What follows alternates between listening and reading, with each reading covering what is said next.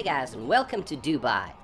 Dubai is a city and an emirate in the United Arab Emirates, known for luxury shopping, ultra-modern architecture, and sandy beaches. Dubai was turned from a desert backwater into one of the world's most futuristic cities in less than 50 years. Where is Dubai located? In the eastern part of the Arabian Peninsula, on the coast of the Persian Gulf. The city is growing so fast, I was actually visiting it back in 1995 with my dad, and when I came here for the second time, I couldn't recognize anything. My first impression was that the city is just so overwhelming. Different parts of the city are just so spread out, and it's not clear how to get from one place to another.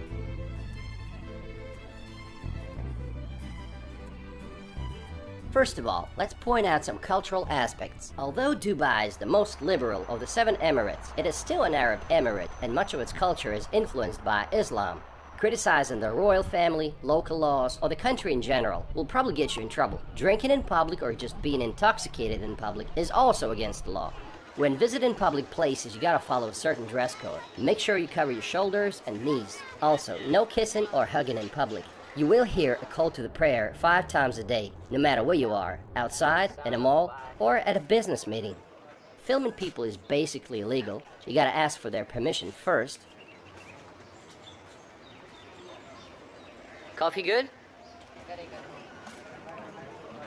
The population of the city is 3.3 million people, and every year it increases by 170,000 people.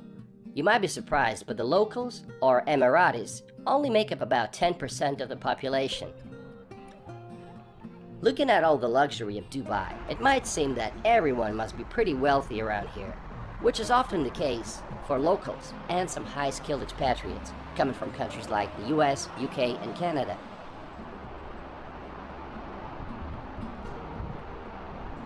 But it's a completely different story for the construction workers and the taxi drivers that come from Pakistan, Bangladesh, India, Nigeria, Egypt, and other countries, who only average about $600 or $700 a month. Hello. Hi everyone.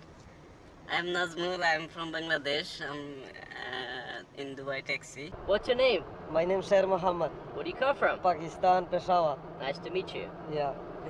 They don't live in fancy neighborhoods. Rather, they live in communities such as this one. They can't afford to bring their families over here. And sometimes several men have to share one room. They're here to make some money and send it back to their home country.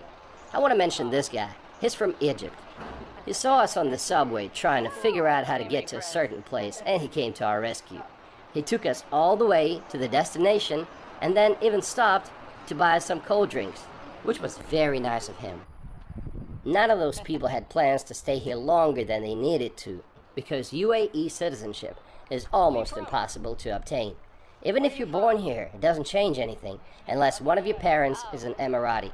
Just imagine a situation, say, a young couple that comes from Egypt comes to live and work in Dubai. They give birth to a child who grows up, gets their education here, gets a job afterwards, and continues living in Dubai, thinking that Dubai is their home. Then that person's working visa is not extended for whatever reason, and they're told, go home. Go home where, they ask. Go home to Egypt, where that person had never been in their lifetime. In Dubai, the number of men exceeds that of women by more than double. There's about 2.5 males for every female. Today, less than 5% of the Emirates' revenue comes from oil. Instead, the economy relies on trade, tourism, aviation, financial services, and real estate. Tourism is doing well. Dubai is the 4th most visited city in the world. The city had 15 million overnight visitors in 2016. But the real estate situation is another story. Those who want to invest in Dubai have to keep an eye on the market. Several years ago, Dubai already found itself in a difficult situation when it needed a $20 billion bailout from its oil-rich neighbor, Abu Dhabi, to escape a debt crisis caused by collapsing property prices. Since 2014, residential property prices have dropped by more than 15% and are still falling. The housing market remains oversupplied, and looking at all the ongoing projects, I get a feeling that it might stay this way for a while. At the same time, they're expecting the city population to double by 2027. Everyone's betting on Expo 2020 to turn things around, for which Dubai is ready to spend $8 billion on infrastructure.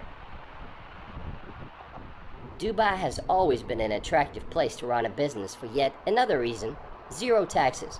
But in 2018, the government implemented value-added tax VAT at a rate of 5%.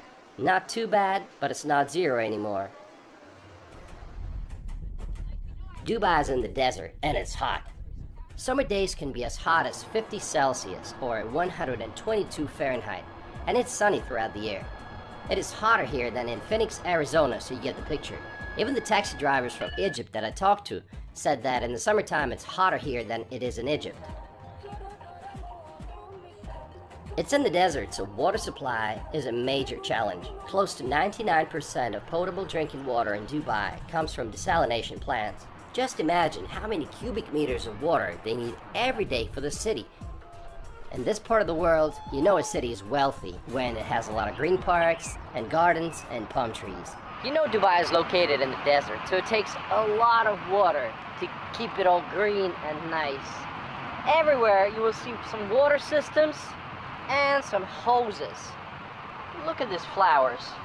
There are hoses everywhere.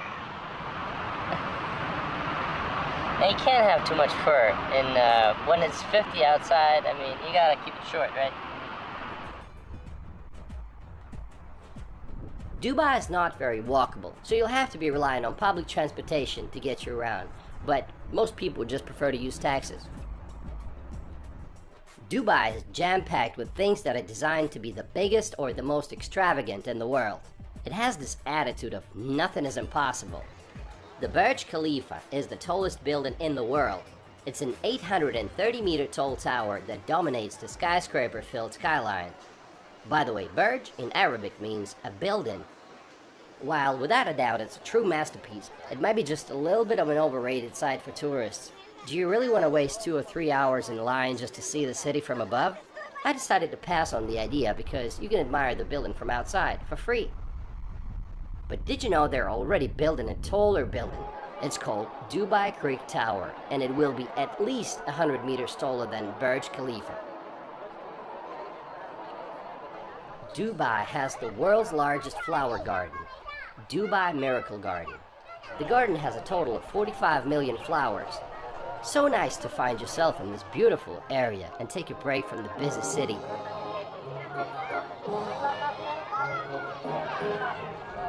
We are in the beautiful Miracle Garden in Dubai, and it seems like it's everything they've been lacking.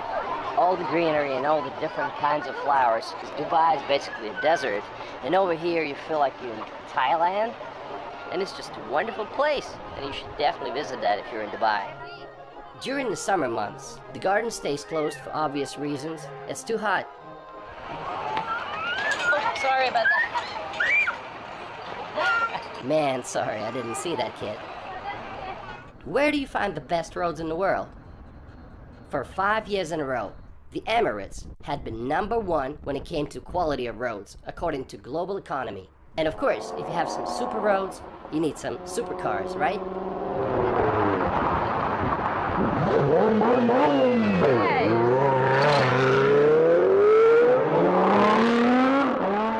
They have bus stops with air conditioning. They call them air-conditioned bus shelters, and there's more than 1,000 of them right now in the city.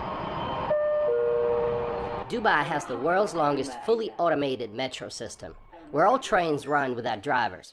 Most of it above the ground. They have 2 lines, a green line and a red line. The red line goes along the main Dubai street, Sheikh Zayed Highway. There are 3 different classes of service: silver class, women and children only, and gold class. A ticket to the gold class is 2 times more expensive than usual. The best thing about it is it doesn't get crowded during rush hours. Public transportation in Dubai is pretty convenient, and the best way is to get a no card, which is good for subway, it's good for bus. The only thing it's not good for is monorail, which have to pay separately. Dubai is also known for one of the most ambitious engineering structures of our time, an artificial palm tree archipelago, Palm Jumeirah. which added nearly 50 miles to the coastline. We are on the famous artificial island, the Palm, and over there you see the wave breaker, which goes around the island and it protects it from strong winds and strong waves up to 4 meters high. Atlantis the Palm is a luxury hotel resort located at the apex of the Palm Jumeirah. Among other things, it has Aquaventure Water Park and the Lost Chambers Aquarium that is home to 65,000 marine animals. Hi, where you guys from? From Sweden. Hello, Russia. Welcome to Dubai. Thank you. Okay, bye-bye. Bye-bye. There's another Atlantis on the way. It's a $1.4 billion Royal Atlantis that is expected to be opened in 2020. You can travel the Palm Island on monorail, which is an entertainment by itself. There are many means of transportation in Dubai, and one of them is monorail. The ticket is very pricey. It's $5.5 one way. So let's take a look at what it's like on the inside.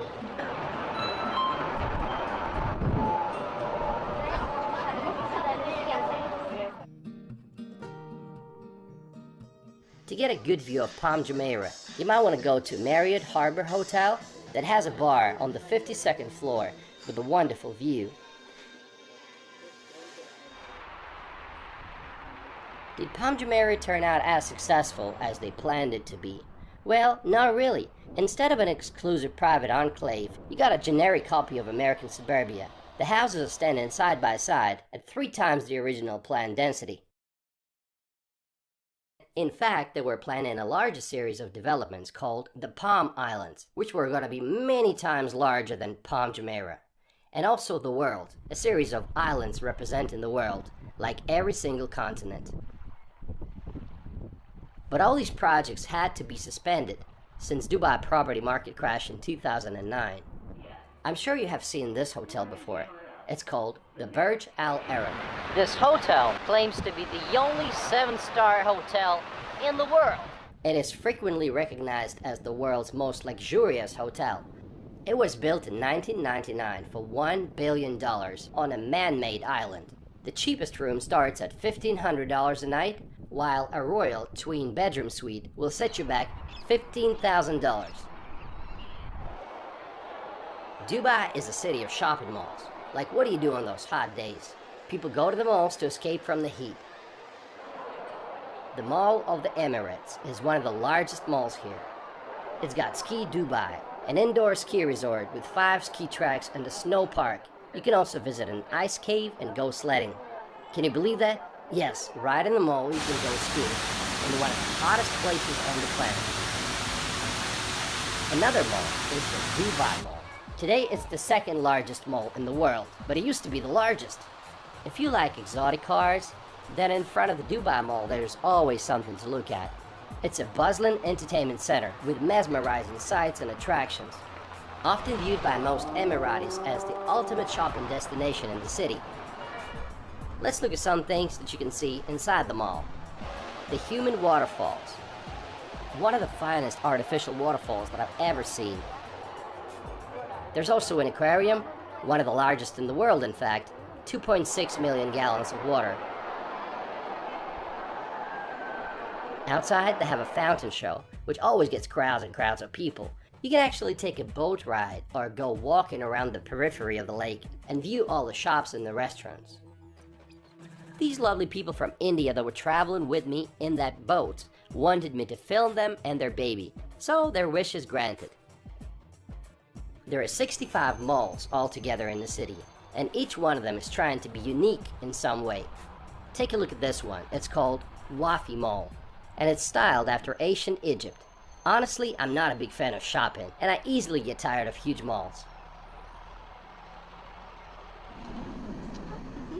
What can you do outside of the city? Dune bashing. Dubai lies directly within the Arabian desert, so you can go dune bashing in a 4x4. Most often, it's a Toyota Land Cruiser or a Nissan Patrol. My family certainly enjoyed it.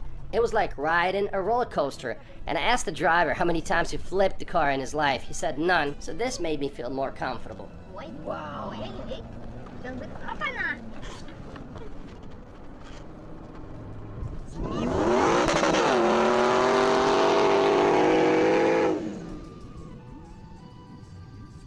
So we are in the desert, and you can do crazy things like that. They give you a professional driver, and it takes you along the desert. Okay, the ride's very bumpy, but if you like stuff like roller coasters, you're gonna enjoy it.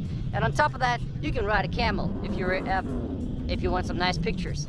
But we're about to have some dinner, so let's go do it. There are other things to do in the desert like snowboarding on a sand dune, riding an ATV, and so much more. Well, I have zero experience, so I want you to see me fall. It's not even riding. Okay, I'll give it a try. Okay, guys. Chicken. Then they offer you a dinner and a show with dances and performances. Just to give the scale, we had 700 people that night, and our driver said that there are altogether about 20 companies doing that in the city. Even in the desert, you can meet some awesome people from around the world. So, where are you from? I'm Swiss. I'm Canadian. You're Canadian? Yeah. But you said you live here. I do. Oh, okay. So, is it work related? Yeah. Oh, cool. And you're just visiting? Yeah, I've been here for a week now. So what have you guys done for fun? Like, We went to the Mall of Dubai. We went to the top of the Burj Khalifa. Miracle Garden. Go to Jumeirah Beach. It's really nice. hey, what's your name? Annika. What's your name? Hanadi. Nice to meet you. Nice to meet you. One of my favorite places in Dubai is the Global Village.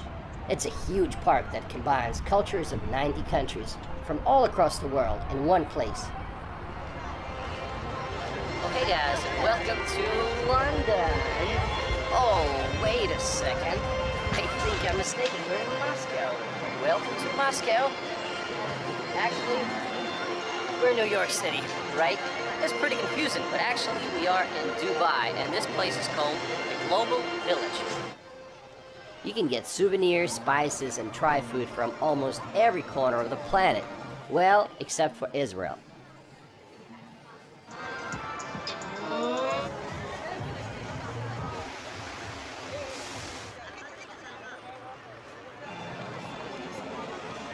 They got temples of Thailand, Forbidden City of Beijing, the Eiffel Tower, and so much more. And they also have different shows during the night. Like they have this monster stunt show 3 times a night with cars and motorbikes, and you can enjoy some incredible performances. Fight scenes, drifting, stunt bikers, and they even had a tank. Those who love amusement parks are really going to enjoy Dubai because it has a cluster of theme parks and water parks like Legoland, Bollywood, and Motion Gate, and others. Let's take a look at some different parts of the city. Deira is Dubai's old financial district. It sits on the east bank of Dubai Creek. At one point, it played a vital role in the economic development of the city. Today, Deira is a bustling commercial residential district with some old markets, including some specializing in spices and gold. The most recognized landmark is Deira's Clock Tower. Then you have downtown Dubai, with Burj Khalifa and endless skyscrapers. Sheikh Zayed Highway is the longest street in Dubai. It gives the full feeling that you are in the city of the future. On both sides of the road, there are numerous skyscrapers that seem to compete in height and originality. Look at this structure, looming over the city's financial district. It's called the Museum of the Future. It will be open just before the World Expo starts in October 2020. One of the newest areas in the city is Dubai Marina. It's a modern, expensive residential neighborhood that has one of the largest concentrations of Westerners living in the city. It's just a walking distance away from the beach at JBR, which stands for Jumeirah Beach Residence. There's plenty of things to do here, from jet skiing to skydiving. A new addition to this district is Blue Waters Island that opened in 2018. It's an artificial island that will feature a 210-meter tall giant Ferris wheel called Dubai Eye. Of course, it's going to be the largest in the world. What else did you expect? Dubai has a number of beaches to choose from. Let's take a look at some of them. Kite Beach. It is Dubai's sportiest beach, a favorite with many kite surfers. People come here to jog or play beach volleyball. There's also a skate park, an outdoor gym, and plenty of other things to do. Alright. Where you from? Ah, Where you from? I'm from Alaska. No, this can't be right. You're from Alaska. How are you, man? Don't worry, don't worry. No corona, don't worry, everything is. How are you, sir? Okay. I'm from Alaska. I travel all over the world, but Dubai is the best place in the world, you know. Is that right? You have east and west, everything. No corona, nothing. No virus, nothing. Yeah, everything is clean, yeah? Okay. The rulers here are fantastic. It's a growing economy. Everything is booming here. Life is beautiful. No taxes. Fresh air, free of charge, complimentary, you know. What's your favorite part of the city? Favorite part of the city is the Kite Beach, you know. The Kite Beach. Oh, it's fantastic. We're right here on the spot. We're right here. Right place, right time, right people. What more Right you want, people. man? What else? But what about the parks? My first impression was that the city's nothing but a concrete jungle and there's no parks. Well, it's not like that. There are plenty of parks. This one's called Al Barsha, where people come to go jogging or just take a break from the busy city life. They even have golf courses here. Can you imagine? So how did it all start? Dubai was a village of fishermen and pearl hunters until the mid-20th century. The best way to look at this distant past is to visit the Dubai Museum. It is located in Fort Al Fahidi, which is the oldest building in Dubai, built in 1787. Pearl hunting was the main source of income for the local population back then, but the invention of artificial pearls by the Japanese in the 1930s destroyed the economy.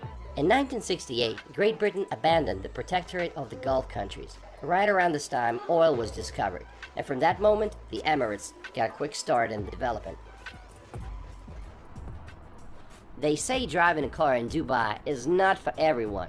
Locals say that if you miss an exit, it might take you 20 to 30 minutes to get back on the route. Speeding fines are no joke. For example, if you exceed the speed limit by 20 kilometers an hour, your fine's gonna be an equivalent of $82. But if you exceed it by 80 kilometers an hour, it's gonna be $820. Once, a British tourist got stuck in Dubai after racking up $45,000 in speeding tickets in a rented Lamborghini. In 4 hours, he triggered every speed camera on Sheikh Zayed Road, and they wouldn't let him go until they paid the fines in full. One of the newest additions to the city is the Dubai Frame. You can see it from a distance. Its height is 150 meters. It has a glass floor. The idea is that it splits the city into the old part and the new part.